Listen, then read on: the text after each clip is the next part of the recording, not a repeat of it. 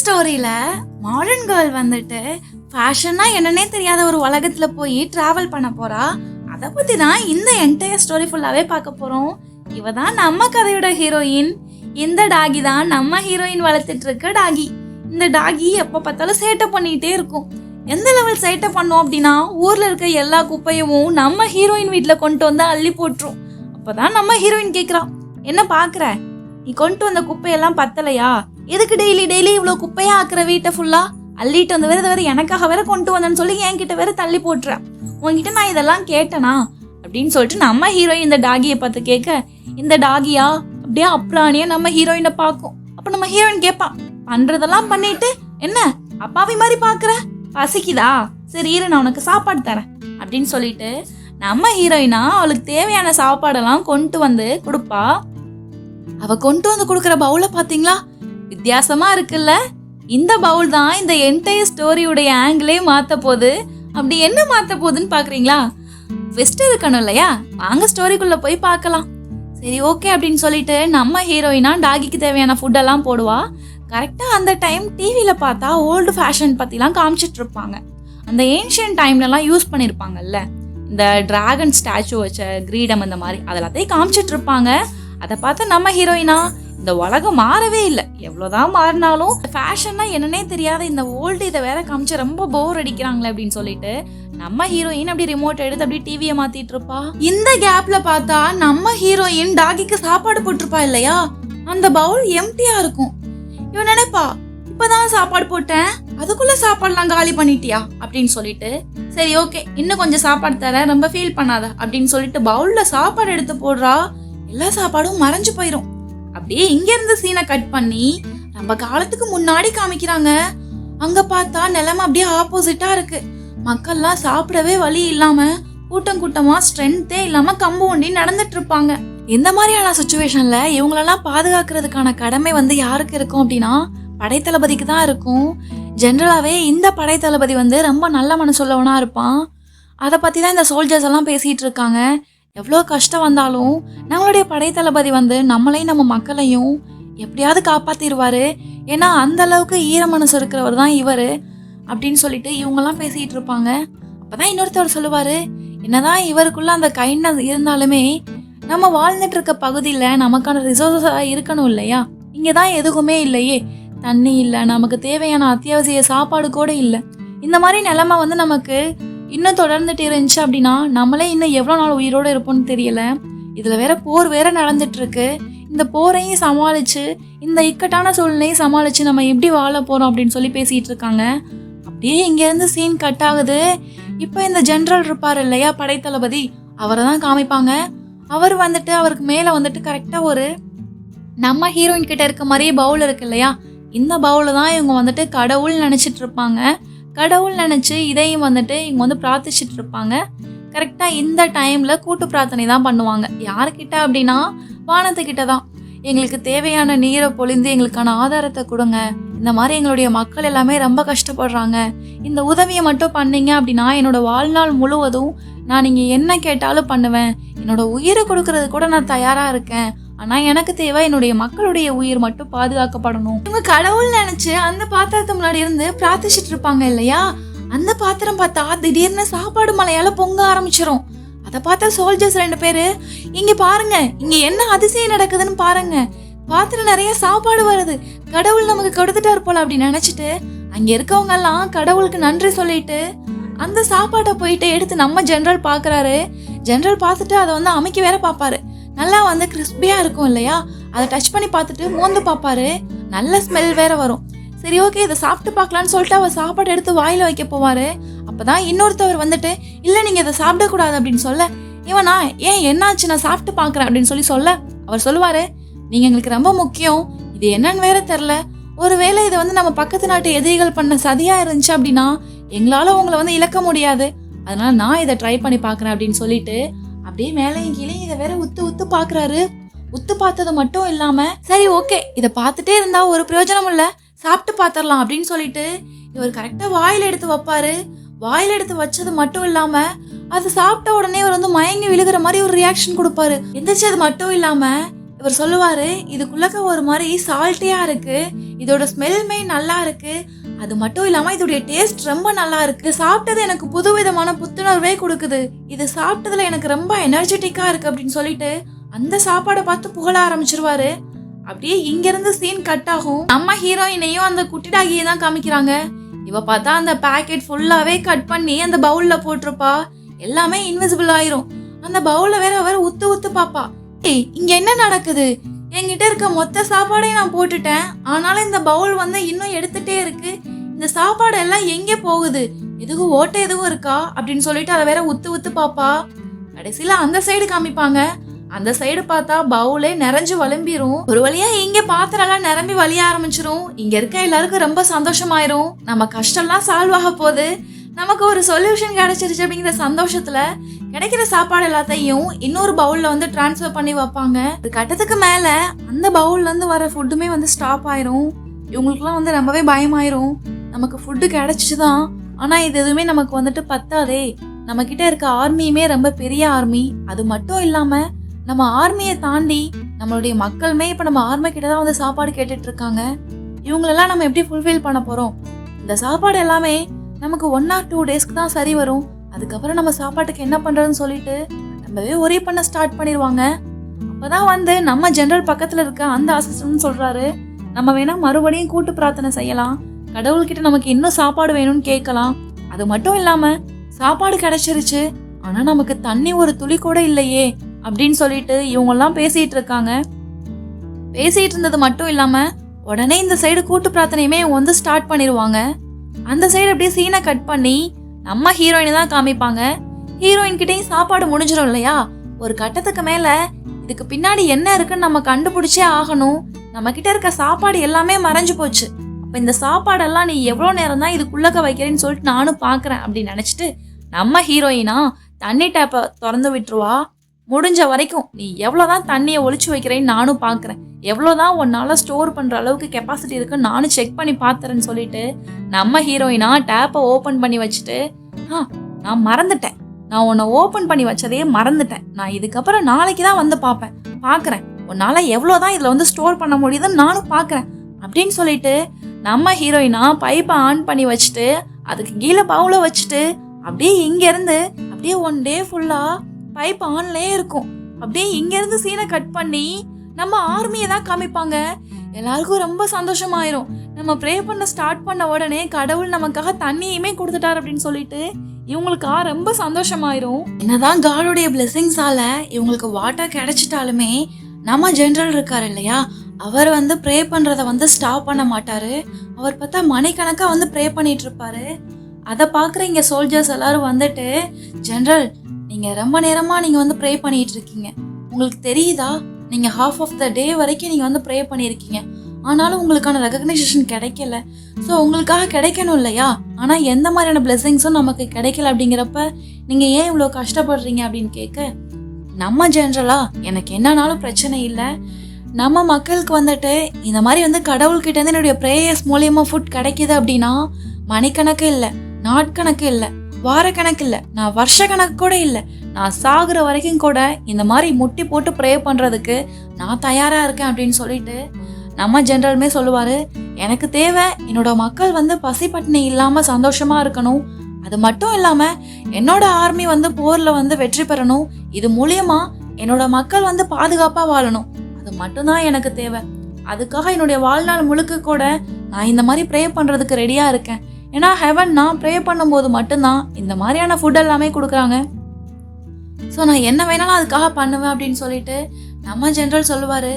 அப்பயா இவருமே எட்டி பார்ப்பாரு. எட்டி பார்த்துட்டு, ஜெனரல் நல்லா பாருங்களேன், நான் கால்குலேட் பண்ணி பார்த்த வரைக்கும் இதுல இருக்க வாட்டர்ஸ் எல்லாமே நம்ம ஆர்மிக்கு மட்டும்தான் சூட்டபிளா இருக்கும், நம்ம கிட்ட இருக்க சிவிலைசேஷன் பீப்புள்ஸ்க்குலாம் நம்ம வந்துட்டு இதை சர்வ் பண்ணவே முடியாது அப்படின்னு சொல்ல, உனக்கு புரியாதா, என்னோட ரூல்ஸை நீ பிரேக் பண்ண சொல்றியா, எனக்கு சோல்ஜர்ஸை விட என்னோட மக்கள் ரொம்ப முக்கியம். ஸோ நீங்கள் என்ன பண்ணுறீங்க அப்படின்னா ஹவுஸ் ஹோல்டுக்கு தேவையான வாட்டர்ஸ் எல்லாத்தையுமே அவங்களுக்கு சப்ளை பண்ணுங்க, ஆர்மிக்கு 1 or 3 டேஸ்க்கு சர்வே பண்ணுற அளவுக்கு கொஞ்சம் கொஞ்சம் ஃபுட் அண்ட் வாட்டர்ஸ் மட்டும் எடுத்து வச்சா போதும் அப்படின்னு சொல்ல, அப்போ ஆர்மி எப்படி சர்வே பண்ணுவாங்க, அது மட்டும் இல்லாமல் நம்ம எனிமியுடைய படை வந்து ரொம்ப பெரிய படைகள், அவங்களுக்கு முன்னாடி நம்ம எதிர்த்து நிக்கணும் அப்படின்னா நமக்கு இந்த ஃபுட் அண்ட் வாட்டர் ஃபுல்லா நம்ம கிட்ட இருக்க ஃபுட் அண்ட் வாட்டர் எல்லாத்தையும் கொடுத்தாலுமே நம்ம ஆர்மிக்கு பத்தாது. அப்படி இருக்கப்ப நீங்க மக்களுக்கு முக்காவாசியை அனுப்பி வச்சு காவாசியை ஆர்மிக்கு வைக்க சொல்றீங்களே, நம்ம என்ன பண்றது அப்படின்னு கேட்க பக்கத்துல இருக்க ஒரு இன்னொருத்தவருமே வந்து கேட்பாரு. அது மட்டும் இல்லாம நமக்கான சப்ளையர் யாருமே முன் வரவே இல்லை. நம்ம கிட்ட எந்த ஒரு மெடிசின் எதுவுமே இல்லை. மெடிசின் இல்லாதனால நம்மளுடைய ஆர்மியுமே ரொம்ப வீக் ஆயிட்டு வருது. நம்ம என்னதான் பண்றது அப்படின்னு கேட்க ஒன்றும் பிரச்சனை இல்லை, நம்ம கிட்ட இருக்க ஃபுட்ல கொஞ்சோன்னு வந்துட்டு கிராஸ் எல்லாம் ஆட் பண்ணி வாட்டர்ல பாயில் பண்ணி எங்கெல்லாம் போர் நடக்குதோ அங்கெல்லாம் எடுத்துட்டு போங்க அப்படின்னு சொல்ல, அப்பதான் வந்துட்டு அந்த அசிஸ்டன்ட் சொல்றாரு, இந்த ஃபுட் வந்துட்டு இன்கேஸ் நம்ம வந்து பாயில் பண்ணிட்டோம் அப்படின்னா ரொம்ப நாள் நம்மளால ஸ்டோர் பண்ண கூட முடியாது. இது 1 or 2 டே தான் நல்ல கண்டிஷன்ல இருக்கும், அதுக்கப்புறம் இதுவுமே கெட்டு போயிடும் அப்படின்னு சொல்ல, ஒன்றும் பிரச்சனை இல்லை, எங்கெல்லாம் நமக்கு வந்து போர் நடக்குதோ அங்க வந்து குக் பண்ணாதான் ஃபுட் எடுத்துட்டு போங்க. ஒரு சைட் போர் நடக்கட்டும், இன்னொரு சைட் தேவையான ஃபுட்டெல்லாம் நம்ம வந்து குக் பண்ணிக்கலாம், ஏதாவது ஒன்று பண்ணி நம்ம வந்து சர்வே பண்ணிக்கலாம். நம்மளுடைய உயிரை விட நம்மளுடைய வெற்றியை தாண்டி நம்ம நாட்டு மக்கள் வந்து இருக்கிற வரைக்கும் சந்தோஷமா இருக்கணும். அதுக்காக நம்ம இதை பண்ணி தான் ஆகணும். ஸோ நான் ப்ரேயர்ஸை கண்டினியூவாக பண்ணுறேன். நீங்கள் போய் நான் சொன்ன வேலையெல்லாம் பண்ணுங்க. முதல்ல மக்களுக்கு ஃபுட்டெல்லாம் கொடுங்க, ஆர்மிக்கும் ஃபுட் கொடுங்க. ஆர்மிக்கு கொடுக்கறத விட மக்களுக்கு அதிகமாக சர்வ் பண்ணுங்கன்னு சொல்லிட்டு நம்ம ஜெனரலுடைய தாட் வந்து எப்போதுமே பொதுமக்கள் சைடு தான் இருக்கும். அப்படியே அங்கிருந்து சீன் கட் ஆகுது. நம்ம ஹீரோயின்மே டேப்பை ஆன் பண்ணி வச்சுட்டு தூங்க போயிருப்பா இல்லையா, ஒரு வழியா காலையில விடிஞ்சிரும். அந்த ஹோல் டே வந்து வாட்டர் சப்ளை வந்துட்டு ஆர்மிக்கு போயிருக்கும். ஒரு கட்டத்துக்கு மேல வீட்லயுமே வந்துட்டு வாட்டர் டேங்க்ல வந்து வாட்டர் எல்லாமே காலியா இருக்கும். நம்ம ஹீரோயினா காலையில வந்து பாக்குறா இந்த பவுல் வந்து நிறைஞ்சிருக்கும் அப்படின்னு சொல்லிட்டு, ஆனா வந்து பார்த்தா பவுல் வந்து எம்டியா இருக்கும். அவளுக்கா ஷாக்கிங் ஆயிரும், என்னது இது, டேப்ல ஒரு தண்ணியும் இல்லை, தண்ணியே காலி ஆயிடுச்சு, ஆனா இந்த பவுலும் எம்டியா இருக்கு, எங்கேயாவது ஓட்டை எதுவும் இருக்கா என்ன அப்படின்னு சொல்லிட்டு உத்து பாப்பா, ஆனா ஒண்ணுமே இருக்காது. சீன் கட் ஆகும். இங்க இருந்து சீன் கட் ஆகி நம்ம ஜெனரல் தான் காமிப்பாங்க. அவர் பார்த்தோம் அப்படின்னா ஒரு காகிதத்துல அவங்களுடைய கோரிக்கையெல்லாம் இருக்கும் இல்லையா, அதெல்லாம் எழுதி கடவுளுக்கு பிரார்த்திக்கிறதா நினைச்சு அதை எரிச்சு அந்த பவுலுக்குள்ள போட்டிருப்பாரு. பவுலுக்குள்ள போட்டதும் இல்லாம மறுபடியும் அவங்க வந்து ப்ரே பண்ணிட்டு இருப்பாங்க. அப்படியே இந்த சைடு சீனை பார்த்தா நம்ம ஹீரோயின் ஏதாவது ஹோல்ஸ் தான் இருக்கான்னு சொல்லிட்டு எட்டி பார்த்துட்டு இருப்பா இல்லையா, அங்க இருக்கிற கரியெல்லாம் அவர் எரிக்க நம்ம ஹீரோயின் மூஞ்சில வந்து விழுந்துரும். இவளுக்கா செம்மையா வந்துட்டு பயமாயிரும். என்னது இது, இங்க இருந்து என்னமோ வருதுன்னு சொல்லிட்டு ஏதோ ட்ரெஷர் எதுவும் இருக்கா அப்படின்னு சொல்லிட்டு ஷாக்காய் தூரமா வச்சு பார்த்தா வந்துட்டு எல்லாம் அடுப்பு கறியா இருக்கும். இவளா தூக்கி வீசிடுவா. ஏய் ஹவ் டேர் யூ, நான் உனக்குள்ள வந்துட்டு தண்ணியும் சாப்பாடையும் போட்டா நீ என்ன வச்சு என்ன காமெடி பண்றியா, என் மேல வந்து நீ என்ன கறி அள்ளி பூசுற அப்படின்னு சொல்லி பாப்பா. அது மட்டும் இல்லாம அந்த டாகியா அப்பதான் ஒரு வழியா கறி கிடைச்சிருச்சுன்னு சொல்லிட்டு விட்டு லாவிட்டு இருக்கும். அதை பார்த்து நம்ம ஹீரோயினா இந்த பவுலை எதை வச்சு அடிக்கிறதுன்னு தெரியலன்னு சொல்லிட்டு அதை சாப்பிட்டுட்டு இருக்க அந்த கறியை எடுத்து அந்த பவுல் மேல வீசும். கரெக்டா அந்த பவுலுக்குள்ள வீசினாதான் எல்லாமே வந்து ஆர்மி கிட்ட போயிரும் இல்லையா. இந்த பவுலை எதை வச்சு அடிக்கிறதுன்னு தெரியாம பக்கத்துல சுத்தி இருக்க அந்த டாகியோடைய ஃபுட்டு மறுபடியும் ஒவ்வொன்னா அவ புதுசா வாங்கி வச்சிருக்க எல்லாத்தையும் விட்டு அடின்னு அடிப்பா. இந்த சைடு ப்ரே பண்ணிட்டு இருப்பாங்க இல்லையா, அவங்க சைடு போய் தூக்கி போடுறது எல்லாம் போய் விழுகும். அங்கேயா அவனுங்க ஏதோ நம்ம வந்து அட்டாக் பண்ணதான் வந்துட்டானுங்க போல அப்படின்னு நினைச்சிட்டு அப்படியே ப்ரொடெக்ட் பண்றதுக்கு ரெடி ஆவானுங்க. கடைசியில ஜெனரல் போய் எடுப்பான். அதை பார்த்தா கறியா இருக்கும். பார்த்தா இருக்கிற எல்லா ஃபுட்டும் வந்துட்டு 1 by 1 வந்து மேல விழுந்துட்டே இருக்கும். நினைப்பாங்க காட் வந்து நமக்கு இந்த அளவுக்கு வந்து நமக்கு ப்ரே பண்றதுனாலதான் நமக்கு ஃபுட் எல்லாமே கொடுத்துட்டு இருக்காங்கன்னு சொல்லிட்டு ஒவ்வொன்னா எடுத்து எல்லார் கையிலையும் கொடுத்துட்டு இருப்பாங்க.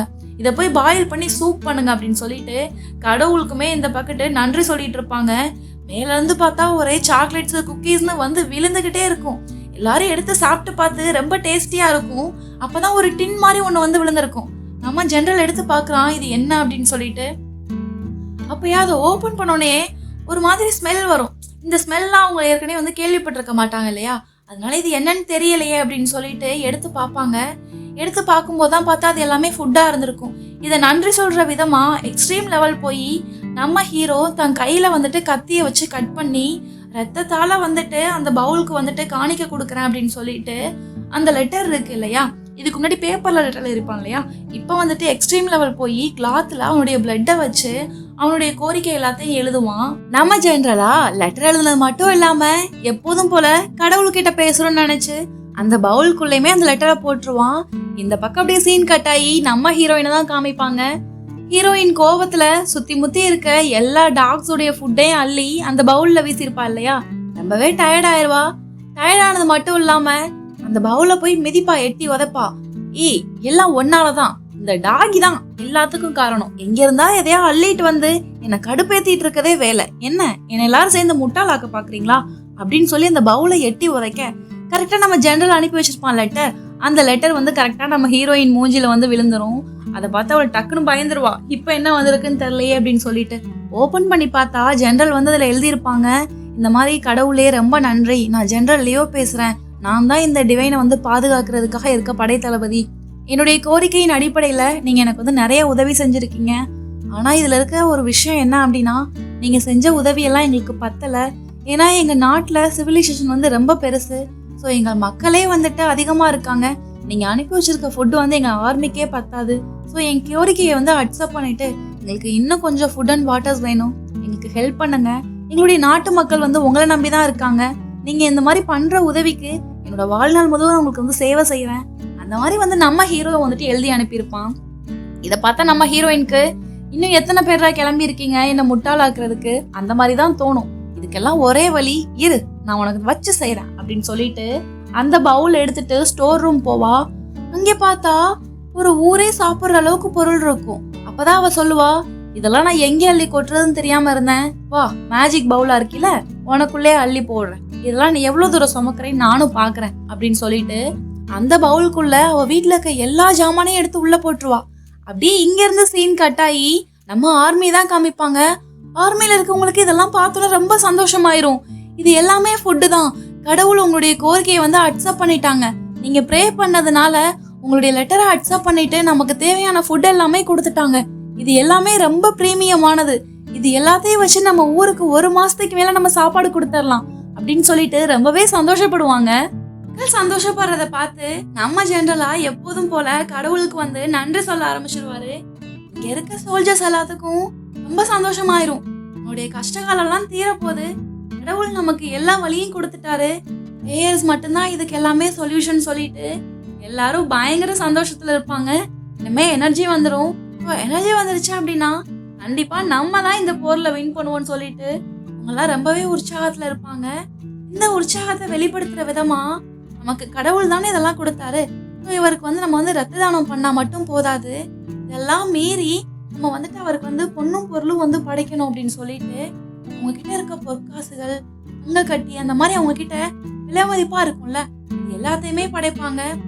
ஸ்ட்ரீம் லெவல் போய் நம்ம ஜெனரல் என்ன பண்ணுவாரு அப்படின்னா, அவங்க ஃபேமிலிக்குன்னு சொல்லிட்டு ஒரு ஸ்டாச்சு இருக்கும் இல்லையா, டிராகன், அந்த டிராகன் படம் பொதிச்ச ஒரு லாக்கெட் மாதிரி இருக்கும், அந்த லாக்கெட்டையும் சேர்த்து அனுப்பிடுவாரு.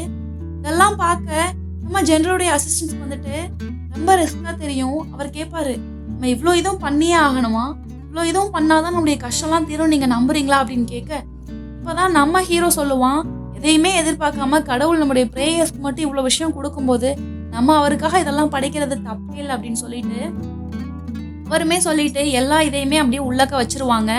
இது அப்படியே நம்ம ஹீரோயினுடைய பவுலுக்கு போயிடும். ஆனா அவ இது எதையுமே கண்டுக்காம அந்த ஸ்டஃப் எல்லாம் கிளியர் பண்ணா போதுன்னு சொல்லிட்டு அங்க இருந்து கிளம்பிடுவா இல்லையா. இந்த கோல்டெல்லாம் வந்ததை அவ பார்க்க மாட்டா. இருந்து அப்படியே சீன் கட் ஆகும். நம்ம ஹீரோயினா இந்த ஸ்டஃப் எல்லாம் உள்ள தூக்கி தூக்கி வச்சிருப்பா இல்லையா, அதனால டயர்டாயி சரி ஓகே ரெஃப்ரெஷ் ஆகிறதுக்கு டீ குடிக்கலாம் அப்படின்னு சொல்லிட்டு டீ குடிக்கிறதுக்காக கப்ல ஊத்தி இருப்பா. பார்த்தா மடமடன்னு தடியனுங்களா வருவானுங்க. யாருன்னு பார்த்தா நம்ம ஹீரோயினுடைய டேடி இருக்காங்கல்ல, அவங்க கூட இவனுங்கெல்லாம் பிசினஸ் பண்ணிருப்பானுங்க. ஒரு கட்டத்துல நம்ம ஹீரோயினுடைய அப்பா தான் இறந்து போயிட்டாங்க இல்லையா. ஸோ அதை வந்து மேனேஜ் பண்ண தெரியாம நம்ம ஹீரோயின்மே எனக்கு இதுல ஷேர் எதுவும் வேணாம், ஸோ அப்பாவுக்கு இதுல கொஞ்சம் கடன் இருக்கு இல்லையா, அதுக்காக நீங்களே இதை வச்சுக்கோங்கன்னு சொல்லிட்டு கொடுத்துட்டு போயிருப்பாங்க. கடைசியில பார்த்தா இவனுங்கனாலே அதை ஒழுங்கா மேனேஜ் பண்ண முடியாம ஒரு கட்டத்துக்கு மேல அது ரொம்ப வந்துட்டு மோசமான நிலைமைக்கு போயிருக்கும். இதுக்கெல்லாம் ஒரே வழி, இவகிட்ட இருந்து நம்ம வந்து கொடுக்க வேண்டிய அமௌண்ட்டை வாங்கிட்டு போயிடலாம் அப்படின்னு சொல்லிட்டு பிளான் பண்ணி தான் இவனுங்க எல்லாம் வந்திருப்பானுங்க. இவ வந்து கம்பெனி வச்சுக்கோங்கன்னு சொல்லியிருப்பாங்க இல்லையா, அதுக்கு இவகிட்ட எந்த டாக்குமெண்ட்டும் இருக்காது. ஆனா அவங்க அப்பா 10 மில்லியன் கடன் வாங்கினதுக்கான டாக்குமெண்ட்ஸ் இருக்கும் இல்லையா, அதை காமிச்சு இங்க பாரு இந்த டாக்குமெண்ட்டை, உங்க அப்பா வந்து எங்க கிட்ட $10,000 வந்து கடன் வாங்கியிருக்காங்க, நீ தான் இதை கொடுத்தாகணும் அப்படின்னு சொல்ல இவளுக்கா ரொம்ப ஷாக்கிங் ஆயிரும். அதுக்காக தான் கம்பெனியை கொடுத்துட்டேனே அப்படின்னு சொல்ல, என்ன ப்ரூஃப் இருக்கு, இந்த கம்பெனில எதுவும் ப்ராஃபிட் வரல, ஸோ நீ தான் $10 மில்லியன் கொடுக்கணும், இது மட்டும் இல்லாம இதுக்கு இன்ட்ரெஸ்ட் எல்லாம் சேர்த்து டோட்டலா இப்போ இதோடைய வேல்யூ $30 மில்லியன். அமௌண்ட்டை கொடுக்காம நாங்கள் இங்கேருந்து கிளம்ப மாட்டோம் அப்படின்னு சொல்ல, இவ்வளோ சீக்கிரம் வந்து சொன்னீங்கன்னா என்னால் எப்படி இதை அரேஞ்ச் பண்ணி கொடுக்க முடியும் அப்படின்னு சொல்லிட்டு நம்ம ஹீரோயின் கேட்பா. அவனுங்களுக்குலாம் பயங்கர கோவம் வந்துடும். அதோட இவ சொல்லுவா, எனக்கு ஒரு 3-4 டேஸ் டைம் கொடுங்க, இந்த அமௌண்ட்டை நான் எப்படியாவது கொடுத்துருவேன் அப்படின்னு சொல்ல, இவனுங்களா 3-4 டேஸில் உன்னால் அரேஞ்ச் பண்ண முடியுமா? உன்னால் கொடுக்க முடியாது. உன்னால் கொடுக்க முடியல அப்படின்னா இந்த வீட்டை விட்டு நீ கிளம்பி ஆகணும், இந்த வீட்டை எங்கள் பேரில் நீ எழுதி வச்சிடணும் அப்படின்னு சொல்ல, ஓகே என்னால் முடியாட்டி நான் எழுதி வைப்பேன், நான் தான் கொடுக்குறேன்னு சொல்லிட்டல, இந்த வீட்டை விட்டு முதல்ல வெளியே போங்க அப்படின்னு சொல்லிட்டு நம்ம ஹீரோயினா திமிரா சொல்லிடுவா. இதெல்லாம் கேட்ட இவனுங்களுக்கா, ஏச்சா பேசுற, இரு 3 டேஸ்க்கு அப்புறம் வரோம், அப்புறம் தான் இருக்கு உன் நிலைமை என்னன்னு தெரியும் அப்படின்னு சொல்லிட்டு கோவமா இங்க இருந்து கிளம்பிடுவானுங்க. நம்ம ஹீரோயினா அந்த லெட்டரே பார்த்துட்டு இருப்பா. ஆமா, இது நம்ம அப்பாவுடைய ஹேண்ட் ரைட்டிங் தான். $10 மில்லியன் தானே கொடுக்கணும், இவங்க இன்ட்ரெஸ்ட் அது எதுன்னு சேர்த்து நம்ம தலையில 30 மில்லியன்ஸா வச்சுட்டாங்களே, நமக்கு நம்ம அப்பா அண்ட் கிராண்ட் ஃபாதர் இவங்க எல்லாரும் ஞாபகமா இந்த வீடு மட்டும்தான் இருக்கு, இந்த வீட்டை சுத்தி அவங்களுடைய மெமரிஸ் எல்லாமே எனக்கு இருக்கு, இதை நான் இவங்க கிட்ட கொடுத்துட்டேன்னா லைஃப்ல எனக்குன்னு யாருமே இருக்க மாட்டாங்க, நான் எங்கே போவேன் இதுக்கப்புறம் அப்படின்னு சொல்லிட்டு நம்ம ஹீரோயினா ரொம்ப ஃபீல் பண்ண ஆரம்பிச்சிருவா. இதுக்கு மேல நான் என்ன பண்றதுன்னு தெரியலையே அப்படின்னு சொல்லிட்டு ரொம்ப ஃபீல் பண்ணுவா. இப்போ அவ கண்ணு முன்னாடி அந்த கிளாத் இருக்கும், அந்த பிளட்டால எழுதின கிளாத். அப்பதான் அந்த பவுல் ஞாபகம் வரும். என்னாச்சுன்னு போய் பார்த்துட்டு வருவோம் அப்படின்னு சொல்லிட்டு வேமா நம்ம ஹீரோயின் அங்கே போவா. பார்த்தா அந்த பவுல் நிறைய கோல்டு இருக்கும். இவளுக்கா என்ன சொல்றதுன்னே தெரியாது. ஒரு பக்கம் சந்தோஷமா வேற இருக்கும். என்னது இது, இவ்வளோ கோல்டா, இவ்வளோ கோல்டு நமக்கு இருந்தா நம்ம ப்ராப்ளம் எல்லாமே சால்வ் ஆயிருமே, இது என்ன மேஜிக் அப்படின்னு சொல்லிட்டு ஒரு இடத்துல ரொம்ப சந்தேகப்படுவா. இவளுக்கு வந்து அந்த லாக்கெட்டை பார்த்து ரொம்ப ஷாக்கிங்கா இருக்கும். ஏன்னா இந்த லாக்கெட் பத்தின விஷயம்லாம் அவளுக்கு வந்துட்டு ஏற்கனவே அவள் கிராண்ட் ஃபாதர் வந்து சொல்லியிருப்பாரு. ஆனா இவளுக்கு வந்து அந்த அளவுக்கு கிளாரிட்டியா தெரிஞ்சிருக்காது. ஆனா இவளுடைய ஃபேமிலியுமே வந்துட்டு ஒரு அரசவை ஃபேமிலி மாதிரி தான். ஸோ வந்துட்டு இந்த பவுலையுமே வந்துட்டு அவளுடைய கிராண்ட் ஃபாதர் தான் அவருக்கு வந்து கொடுத்துட்டு போயிருப்பாங்க. ஆனா வந்துட்டு இதோடைய ஹிஸ்டரியை வந்து முழுசா சொல்லியிருக்க மாட்டாரு. இதெல்லாம் நான் உனக்கு கொடுக்குற பொக்கிஷம் அப்படின்னு சொல்லி கொடுத்துட்டு போயிருப்பாரு. இவளுக்கா இதெல்லாம் பார்த்து பார்த்து ரொம்ப டவுட்டா இருக்கும். ஒருவேளை இந்த பவுல் வந்து உண்மை அப்படின்னா இதுல வந்திருக்க தங்கமும் உண்மையா தான் இருக்கும். ஒருவேளை என்கிட்ட யாராவது கேம் பிளே பண்றாங்களோ பாக்குறேன், இதுல இருக்கிறதெல்லாம் உண்மையா இல்ல நீ என்னை வச்சு ஜோக் பண்றியான்னு பாக்குறேன். இது மட்டும் ஜோக்கா இருந்துச்சு பவுல், நான் உன்னை என்ன பண்ணுவேன்னு தெரியாது அப்படின்னு சொல்லிட்டு நம்ம ஹீரோயின் சொல்றா. அது மட்டும் இல்லாம ஒருவேளை உண்மையா இருந்தா என்ன பண்றது அப்படின்னு சொல்லிட்டு அவளுக்கே டபுள் மைண்டா இருக்கும். டபுள் மைண்டா இருக்கவும் அந்த பவுல் கிட்ட கேக்குறா, இந்த பவுல்ல யாராவது இருக்கீங்களா,